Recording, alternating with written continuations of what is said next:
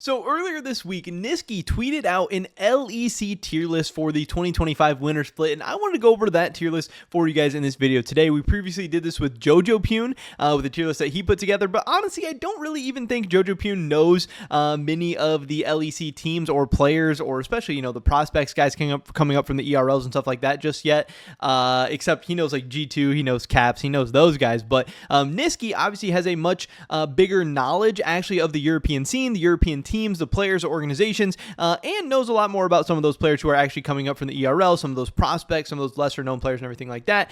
So hopefully this NISQY tier list will give us even more insight into the LEC for 2025, but also want to hear your guys' thoughts and opinions on it and all that good stuff.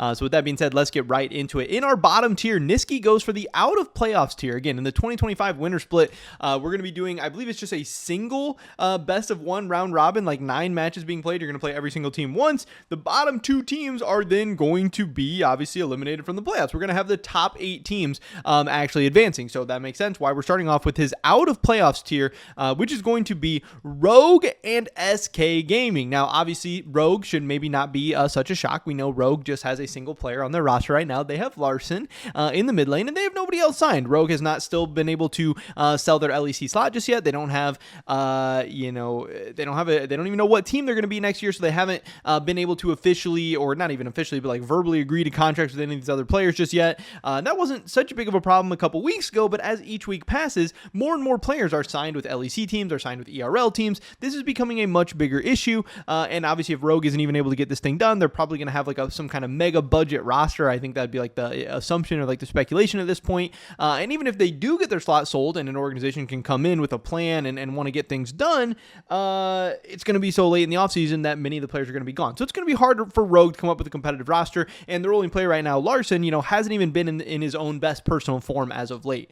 Now, we do have SK as the other one, and this is a little bit spicy because obviously this is the team that NISQY was playing on previously and has now been replaced by. We know that NISQY, I think, would have rather stayed in the LEC this season. I think he really did want to play. From the things that we've heard, he wanted to try and return to SK if possible, and it sounds like SK did consider him, and also Team Vitality had considered NISQY as well. So those are kind of the 2 teams that all the teams passed up on him, in one way or another, but those are the 2 teams that like directly showed interest in NISQY, and obviously neither decided to go with him. So this new SK roster for the 2025 winter split is going to be Genex, Isma, Reeker, Rahel, and Loopy. Now that bot lane is probably the most interesting part of this team. Obviously replacing Irrelevant and NISQY with Genex and Reeker, many people would argue is a pretty significant downgrade. And then, Isma is obviously going to be playing with 2 probably weaker solo laners this season, or at least, on paper, weaker solo laners this season. So it's going to be interesting.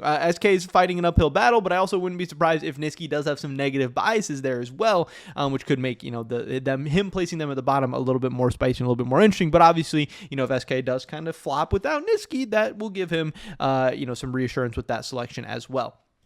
Getting into his 7th and 8th tier, NISQY is going with Team Vitality and Team Heretic. So again, that is the other team that passed up on NISQY and Team Vitality, and they are going with, a roster that many people aren't that excited about, but I do think they, like NISQY says, I do think they're probably a little bit better than Rogue and SK. Now, obviously Rogue, they're a whole different story, we don't even know, but I think SK is probably pretty close to these teams. I wouldn't be surprised if SK could do some things. I think Reeker could surprise some people. I think Genex, obviously a guy we've seen in the LEC before, and Rahel and Loopy could be a really nice bot lane. So I think SK has a chance to break into the playoffs for sure, but Vitality and Heretics are kind of in that same tier to me.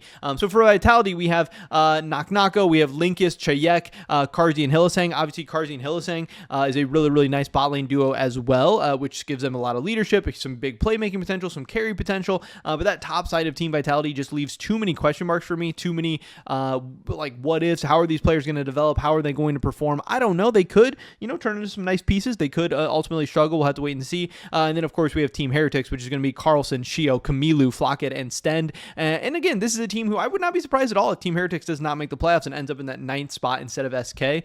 Obviously, we have like Flocket, who's kind of a veteran at this point. Shio, very, very nice jungler. Kamilu, I think, is a very interesting and massive prospect, but I think, I wouldn't be surprised if it takes a couple splits for Kamilu to get his feet under him. I don't know. This Team Heretics roster overall, I'm not too excited about. I don't think it's anything too crazy. I think they have some chances to develop some pieces in the future, but NISQY has them in the 7 and 8 slot. So that's what we have going on there.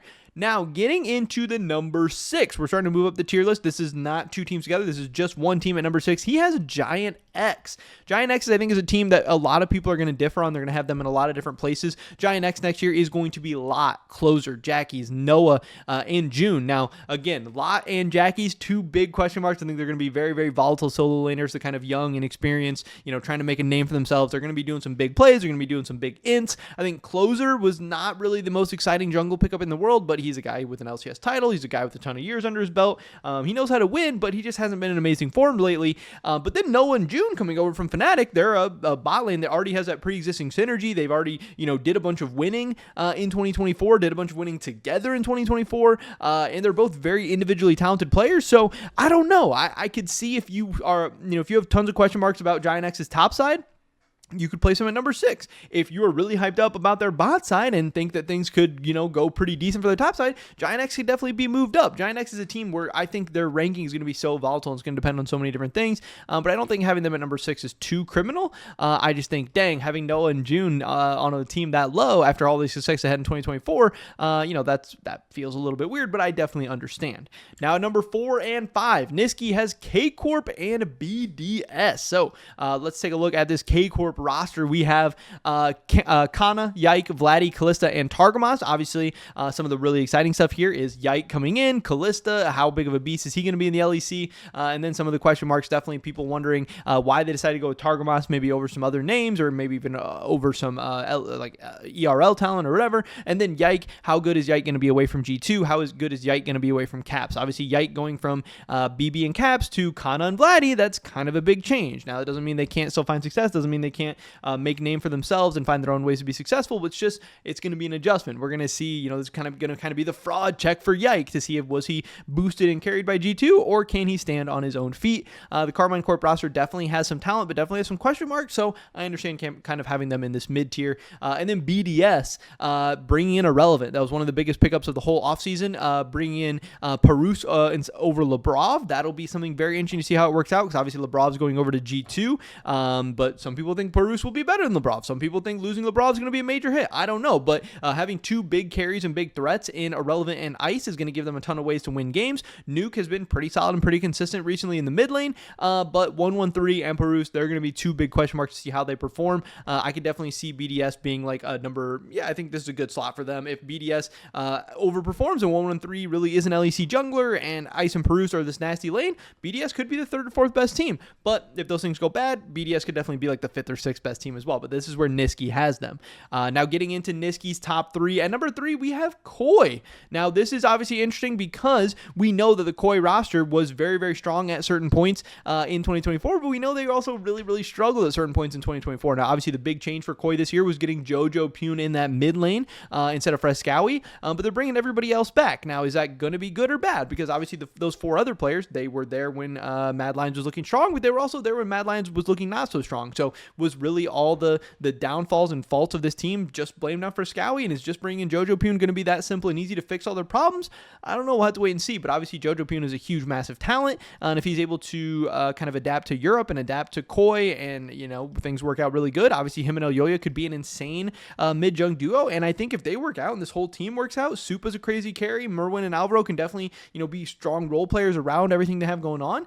This could be a team that makes an LEC final. This could be the number 2 team. This team could really compete with Fnatic, but like I said, is just simply replacing Frescowy with Jojo Pune going to solve all the issues that this team had, going down the stretch in 2024?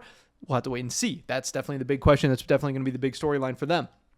Obviously, at number 2, no surprise here for NISQY. He has Fnatic. This is Oscar, Razork, Humanoid, Upset, and Mickey X. Again, same kind of question mark for them. Noah and June were a great bot lane in 2024, but bringing in Upset and Mickey, is that going to make the team better, worse, the same? I don't know. Obviously, there's still going to be question marks about the consistency of Humanoid and Razork as that mid-jung duo. There's going to be questions about just how good Oscar is, how good Oscar can be, how good, can Oscar be as Fnatic wants to do more and more, like win LEC titles, do stuff on the World world stage. Is Oscar the top laner, do all that stuff? We will have to wait and see. But this Fnatic roster is definitely star-studded, has a lot of big names, a lot of big players, and bringing Upset and Mickey is a very, very fun offseason, but not enough to put them over the hump to the number 1 spot for NISQY, because obviously that number 1 spot is going to be G2. Now, they had a crazy offseason as well, and there's a ton of question marks for them, and it's very possible G2 could remain super dominant throughout the whole LEC season and win everything again, but it's also very possible they could take a step back. Again, they are bringing in 2 very new players to their roster. Lebrov's a guy who's been around the LEC for a while, but he is replacing Mickey, which is giant shoes to fill,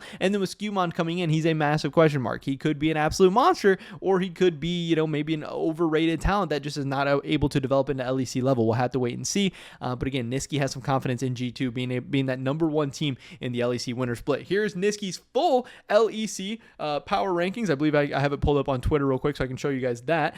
This is what NISQY did tweet out. Again, tier list LEC 2025 winner split. There's those 10 teams, and then Carzy chiming in and saying, correct, now make McDonald's dish tier list based on how hard they are to prepare, which is absolutely hilarious. But Carzy showing some love and showing that he thinks NISQY has a good tier list overall. But I want to hear what you guys think. How would you guys rank these teams from 10 to 1 going into the LEC winner split of 2025? And do you think NISQY made a good list or not? Hopefully catch you in the next one. Until then, peace.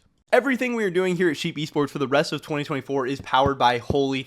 This is an awesome company that makes great tasting energy drinks that also just so happen to be healthier than the competition as well. They sent me this starter set deluxe, which comes with a Holy shaker and then 14 individual servings of Holy Energy, Holy Hydration, and Holy Iced Tea. So you get a ton of awesome stuff for a great price. And if you want to get even better price, check out the first link in the description below. Use discount code SE5 to get €5 off your first order, or SE10 to get 10% off your entire basket. If you guys want to help continue to allow us to provide the amazing coverage of both Worlds and the offseason that you guys know and love, definitely check out Holy, buy some stuff. It would mean the world to us. Thanks.